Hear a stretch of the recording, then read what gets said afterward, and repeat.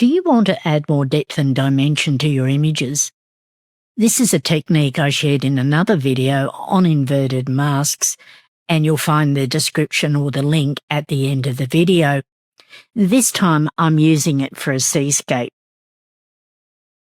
I'm going to use the same technique on this image, which was a blend of 3 photos, the foreground, the water, and replace the sky. I did a lot of colour grading on it to get the pastel tones that I was after, but I feel it needs a little bit more texture in that foreground. I'll come over to where I've got my texture, the sand photo.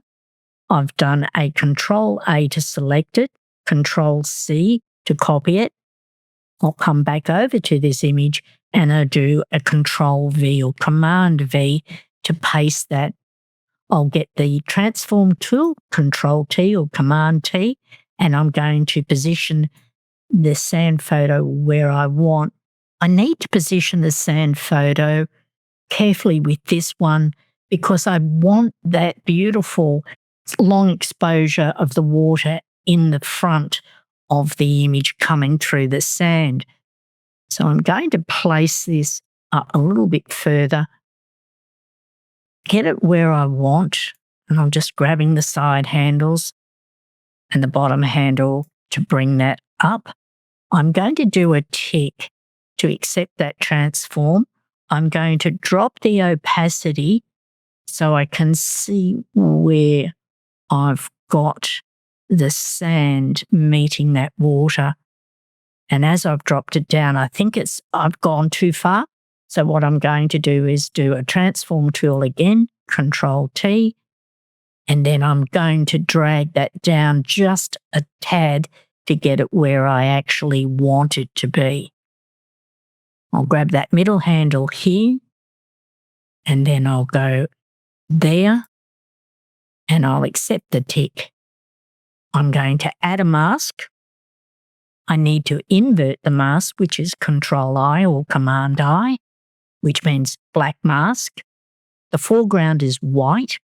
I've got that right. Now I'm going to get the brush. With this, I'll work on a low opacity. At the moment, I've got it on 59%. Let's see what that does. I'm going to brush across here to expose that sand. Now you can see the hard edges coming through, which is what I don't want. So I'm going to undo that. I'm going to bring up the opacity of the sand on the layer. I'll come back and click on the mask. And now I can see where I'm brushing. Now again, I've not got it sitting right on that foreground. Undo. I'll come back, click onto the sand photo. I'm going to get my transform tool again. And something like this does take a little bit of fiddling. And you've got to just play with it and get it in that right position. Because if I drop it there, it becomes the hard edge, which I don't want. If I come down too far, then I've got different sand textures coming through. I might bring it up this high and let's see what that does. I'll accept that tick. I'll make sure I've got the white foreground, the brush. I might drop that down even further, about a 39%, and let's see what that does. I'll brush through and I'm going to see what it does. And it doesn't do much on that. And the reason is I haven't ticked on the mask. And this is what happens when you're actually working.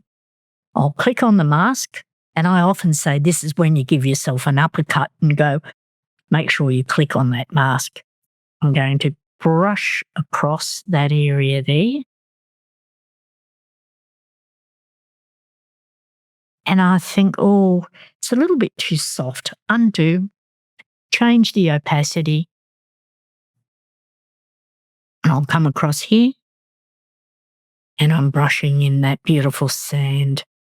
Now, do I want more texture and detail? Undo, come up to the opacity, put it up to around about 60%. And I'm going to brush in now the area that I actually want.